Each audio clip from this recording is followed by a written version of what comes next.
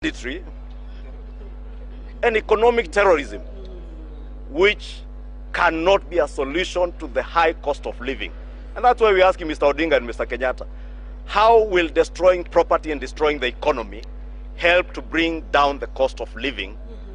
And we must tell you, Mr. Kenyatta, Mr. Odinga, the cost of living is where it is because you too took it there. You looted it down. You looted this economy dry. The subsidies you are demanding that they be reinstated were your schemes to loot from the people of Kenya. And we want to be categorical that those subsidies will not come back. And they will not come back because the government has a plan in place.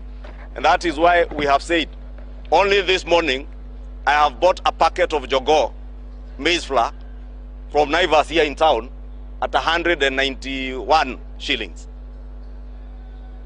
The same packet of Jogo was retailing at 230, 240 shillings only in June last year when Mr. Odinga and Mr. Kenyatta were in charge.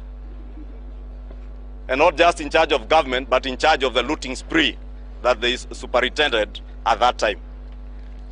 Therefore, the pretext that they are leading Kenyans in a protest against the high cost of living is just a smokescreen. And we want to tell Mr. Odinga, even your own demonstrations are a failure. And that is why we have appealed to our brothers and sisters in Luo Nyanza. Please, don't fall into the same trap of enslavement that Mr. Odinga has enslaved in you over the years. It is rather unfortunate that a young entrepreneur from Luo Nyanza, the proprietor of Pit Stop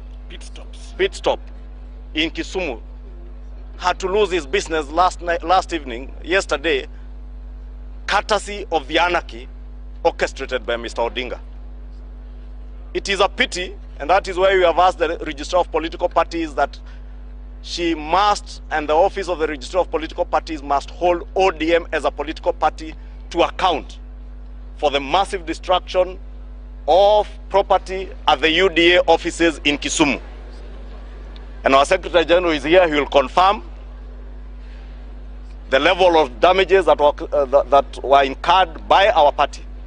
And since ODM as a political party enjoys funds from the political party's fund, the Secretary General is writing to the ORPP to ensure that she withholds money going to ODM to cater for the damages occasioned to our offices and property, including motor vehicles that were parked in that property in Kisumu.